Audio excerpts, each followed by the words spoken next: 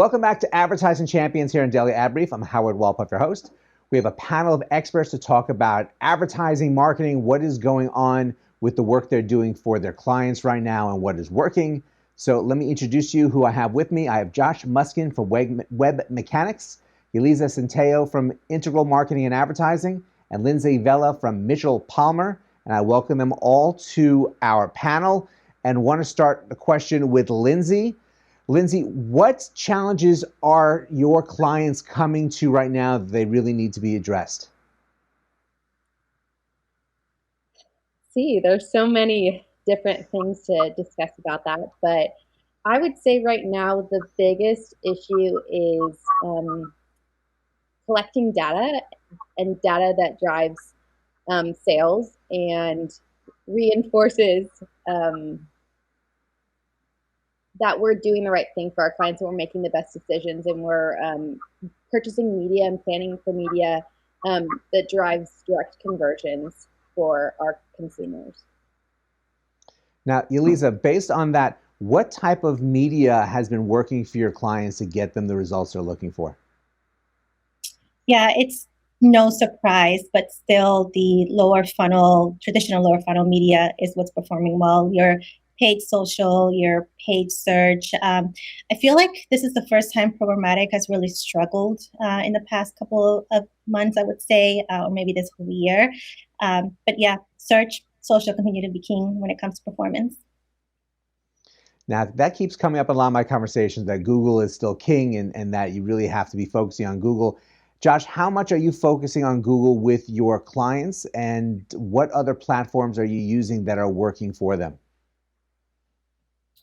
If you have an offering that lends itself to somebody being ready to buy and being in that bottom of funnel, Google still makes a ton of sense because people are searching with intent. Most of our clients, though, have that as a piece of the plan, but they're doing a ton with either paid social or even CTV is more accessible now to fuel people who aren't quite aware of maybe your company or your solution, introduce them to some content or information that you can then use things like Google retargeting ads or RLSA ads to nurture them down into that bottom of funnel, but it all has to be connected one way or the other. And makes all your answers make a lot of sense with what's clients are looking for these days. Now, Yeliza, pretty much at least I see the focus is to find the story and tell the story of your clients. How easy is it to create the story for them? Do you have challenges sometimes that clients don't even understand what their story is? And how are you utilizing media or social media to really help tell that story for them? Yeah, that's a great point, and most definitely a challenge that we see with a lot of our clients. And what we do is we help our clients take a step back, and instead of focusing so much on their products and the solution the product offer, we figure out the problems. What are the problems you are solving for? And we start there, and then we use social media as a way to test and learn with the audiences what gravitates more, what drives the most response, and where is there more interest, so that we can then focus the story and elaborate more on what works. We also divide social media up from targeting. There is the perceived audience, and so we target them and we see how they respond, their behaviors, and what kind of conversions we get out of them. But then there is the unknown audience. And we do encourage our clients to do more like automated campaigns or more broad campaigns, so that we can then hone in and see if there is an untapped market we weren't thinking about, but that has an opportunity. And so we build a story for them as well. I think, personalization is key to every brand's story. So it's taking the problem that you offer a solution for, addressing that head on with your consumer, but then personalizing to that audience's specific need at that time. And that's what builds a stronger relationship with the brands and their consumers and builds that story organically. Josh, how have you found the best way to create organic movement for your clients' stories and for their messaging? It's similar to what Yeliza just said. We have an opportunity working in digital to get the actual answers from our clients and customers as far as what they're interested in from our products versus what we might think, or as she called it, the perceived piece.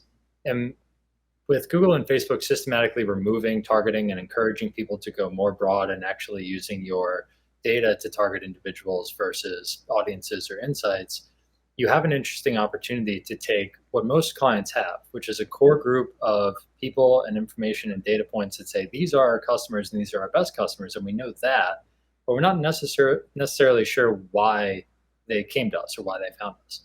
And by using a really broad strategy and targeting on Facebook or TikTok or even Google with Performance Max, you can put a bunch of different combinations of your messaging out there, touting various different features or different benefits, things you think might be relevant to resonate with your audience. And those platforms and their algorithms will serve those to the people they believe are most aligned to that messaging, and you'll get the data back to see. And what's really interesting is what you think your key product is, or key product benefit is, might not actually be the one that's resonating, similar to how many musical artists will say they have a favorite song on the album that doesn't become the single. But you get to use that information, take it back to your creative teams and your product marketers and say, here's what your customers are interested in and what they are engaging with. And then you can make your second iteration of content based on that.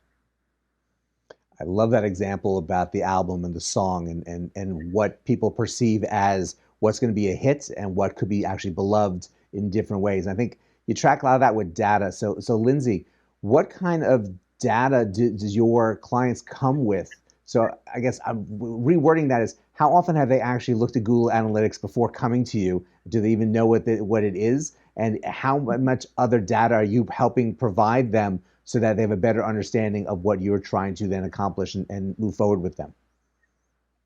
Sure, that's definitely a loaded question, and it's going to be loaded back to you, because we work in a smaller market. I guess it'd be it's growing market, but we work even in the state of Idaho. There's even smaller markets that we work with. So some of our clients just in general don't have the same resources that some of our other bigger clients do. So it definitely depends. Some people have to, because of that, be a little bit more scrappy, if you will, with their data and kind of learn on their own. Some people look at us and they have no idea what or how a lot of this even works. So those kind of clients are looking at us to be the experts.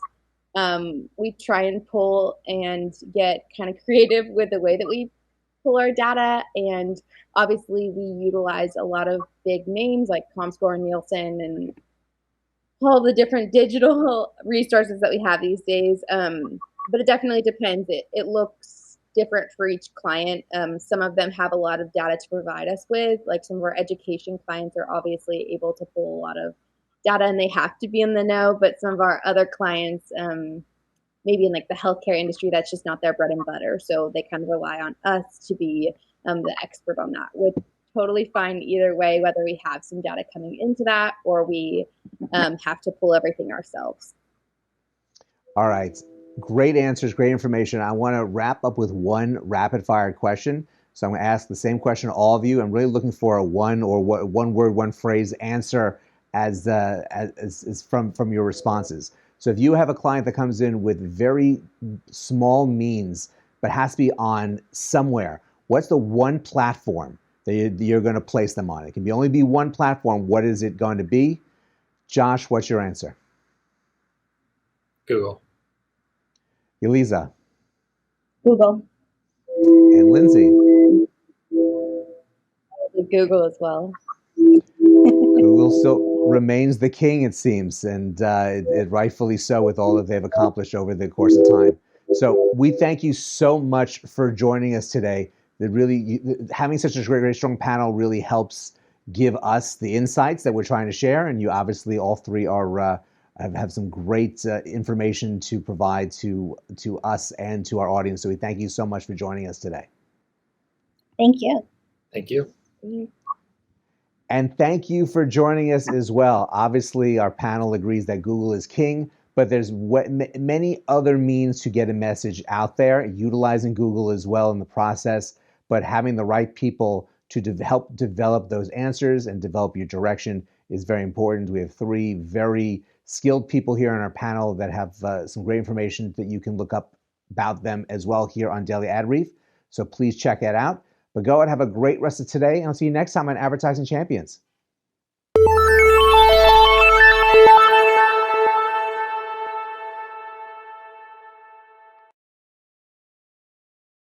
Simplify presents Addressable CTV, combining the power of TV with the targeting and attribution of digital.